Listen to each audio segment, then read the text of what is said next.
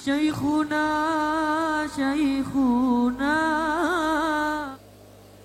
Nah, dimulaikan dan Allah SWT jadikan dunia ini tempat ujian. Semua dunia ini ujian. Yang enak itu juga ujian, yang susah itu juga ujian. Dunia ini ujian. Yang lulus ujian yaitu orang yang menghadapi enak, menghadapi susah, senantiasa istiqomah mengingati Allah, istiqomah dalam agama Allah. Itu yang istiqomah, yang sukses. Yang sukses bukan orang sehat, orang yang istiqomah. Sehat itu bukan sukses, sehat itu ujian. Kalau istiqomah dalam agama itu sukses. Sakit itu bukan sukses, sakit itu ujian. Jadi raja bukan sukses, itu ujian. Yang istiqomah dalam agama itu sukses. Lulus ujian. Insyaallah malaikat.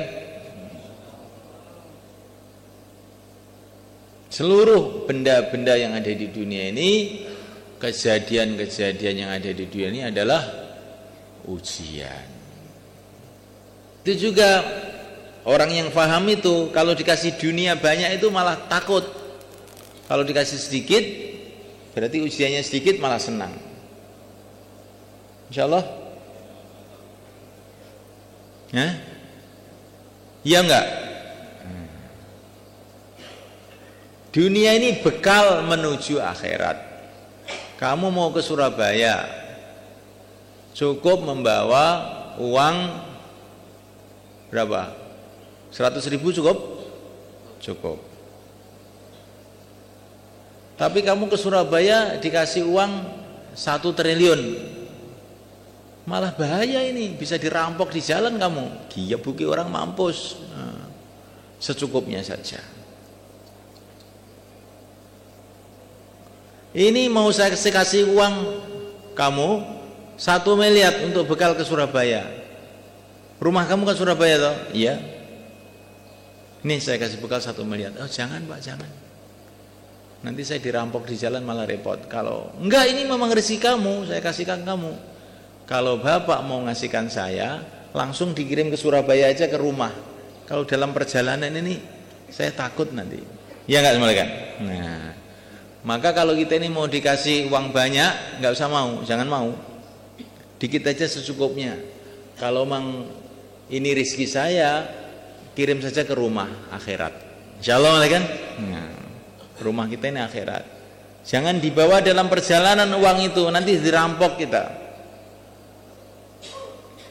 Kalau memang punya rezeki banyak, ditaruh di rumah saja. Insyaallah aman, rumahnya yaitu negeri akhirat. Maka Nabi itu tidak suka banyak-banyak harta. Allahumma ij'al rizqa ali Muhammadin quta. Ya Allah, jadikanlah rizki keluarga Muhammad itu makanan secukupnya aja. Gak usah lebih, gak usah kurang. Kalau kurang nanti gak kuat jalan. Kalau lebih, lah untuk apa perjalanan kok? Perjalanan ke Surabaya bawa beras 1 karung, malah repot. Cukup nasi 1 bungkus saja sudah cukup. Insyaallah. Itulah dunia. Dunia ini bulughah. Dunia ini adalah bekal untuk ke akhirat. Maka yang baik itu secukupnya.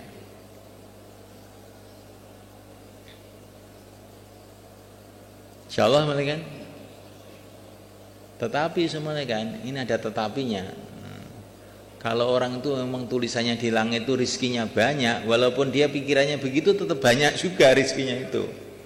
Kalau orang itu tulisannya rizkinya itu sedikit, walaupun dia rakus juga tetap sedikit saja.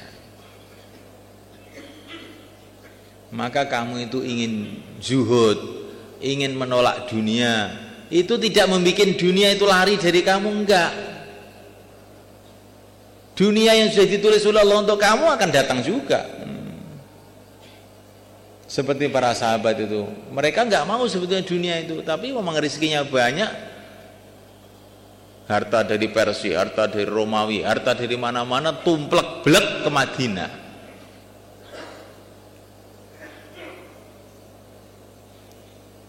Jadi aneh dunia ini. Maka kata para ulama, rizki kamu itu seperti bayangan kamu. Ngerti bayangan? Kalau kamu buru malah lari, tapi kalau kamu lari dari dia, malah dia memburu kamu. Ngerti bayangan itu loh, ayang-ayang itu loh. Ayang-ayang kalau kita jalan, kamu buru itu bayangan itu, nanti kan lari. Tambah kamu buru, tambah lari. Tapi kalau kita lari dari bayangan itu malah membuntuti kita terus. Seperti itulah.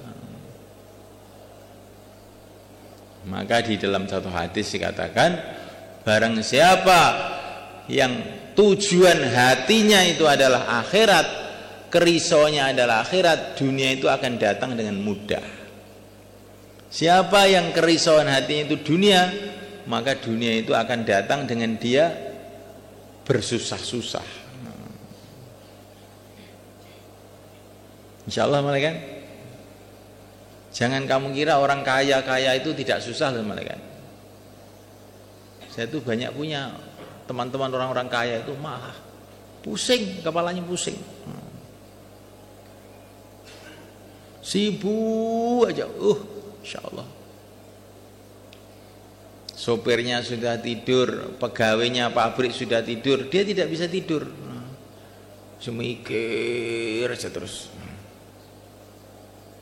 Ada orang Temboro itu sudah sakit malaikat, stroke, nggak bisa jalan. Tapi dia ini minta tiap hari itu diantar oleh keluarganya pergi ke sawah, pakai mobil pergi ke sawah. Nanti kalau sudah melihat sawah, udah seneng, pulang lagi. Nanti sampai di rumah minta ke sawah lagi. Itu orang kaya itu kayak begitu. Sudah mau mati sawah terus. Insyaallah malaikat kita seperti itu insyaallah ya. Nah, kita ini kayak Rasulullah itu loh. Dalam sakaratul maut mengeluarkan jamaah. Ketika mau wafat, apa yang beliau buat? Beliau membuka tirai jendelanya, melihat para sahabat sedang sholat. Senang Rasulullah itu melihat para sahabat pada sholat, senang. Setelah Nabi melihat para sahabat pada sholat itu, tutup tirinya, terus langsung wafat.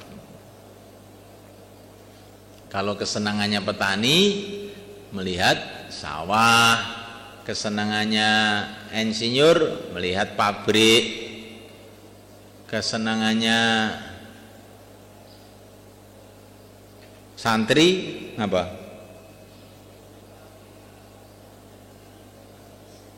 Melihat nasi, ya. Kalau senangannya Nabi melihat jamaah keluar dan melihat orang sholat. Maka Nabi itu terakhir tuh melihat jamaah berangkat, melihat orang sholat.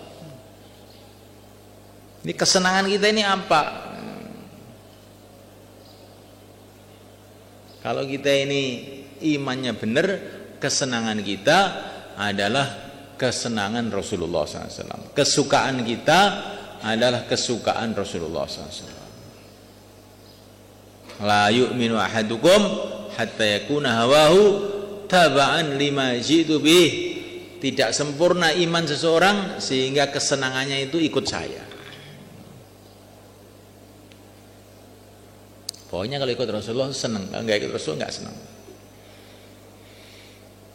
Rasulullah senang rizki yang cukupan, tidak lebih tidak kurang. Kalau Nur Khalis senang yang banyak. Ya Nur? Enggak. Banyak atau sedikit? Sedikit berkah. Isa yang jawab nih. Sedikit tapi berkah. Iya. Yang paling baik Nur Khalis jangan dijawab. Karena jawaban kamu nggak sama dengan hatinya. Hatinya itu ingin banyak. Kalau ditanya itu, doakan aja Pak Kiai, doakan aja. Hati saya ini belum nutut ke situ itu. Nanti saya kalau jawab malah bohong nanti. Masya Allah. Bahkan dalam satu hadis mengatakan, orang yang dikasih rizki pas-pasan, kok dia merasa tidak beruntung, berarti goblok. Orang tuh rizki pas-pasan ini untung. Oh sudah pas loh, kan sudah cukup toh. Dan akan ringan urusannya di akhirat, ringan hisabnya di akhirat. Dia harus merasa beruntung. Insyaallah malaikat. Nah, ibaratnya kita ini dalam perjalanan, 10 orang, yang satu dikasih beban 1 kilo, yang 2 kilo, yang 1 kental. Mana yang paling enak? 1 kilo. Ada lagi ini pimpinan rombongan, nggak usah dikasih beban apa-apa, nggak bawa apa-apa, barang-barangnya dibawa rombongannya. Seperti presiden itu kalau pergi kemana-mana tidak bawa koper, enggak bawa beras sendiri, enggak. Panglimanya, pengawalnya yang bawa. Lah orang iman tuh seperti presiden di dunia ini, enggak bawa apa-apa. Yang bawa biar yang lain-lain. Orang iman ini enggak usah bawa apa-apa. Presiden, insyaallah malaikat. Yang bawa apa-apa itu namanya kuli. Kalau presiden tidak bawa apa-apa. Betul nggak malaikat? Presiden bawa karung ada? Nggak ada. Yang bawa karung itu kuli. Maka orang yang hartanya banyak itu kuli. Orang yang nggak punya apa-apa itu raja. Itu kalau orang-orang sufi dulu begitu, memahami perkara itu begitu. Sudah nggak punya apa-apa, nah itu sudah plong. Alhamdulillah sudah nggak punya apa-apa. Masya Allah subhanahu wa ta'ala. Tapi walaupun kuli, kalau niatnya khidmat dapat pahala. Insya Allah malaikat. Jadi kalau kita ini oleh Allah dikasih rezeki banyak, niatkan untuk khidmat. Nah, jangan kita berbangga-bangga karena bawa karung itu. Kita ini bawa karung kok bangga. Kecuali kalau bawa karung untuk khidmat, istimak kudama, ya bagus. Insyaallah malaikat. Apa saja dunia ini yang kamu niati untuk khidmat, itu adalah kehinaan. Tapi kalau kamu niati untuk khidmat, ya dapat pahala. Insyaallah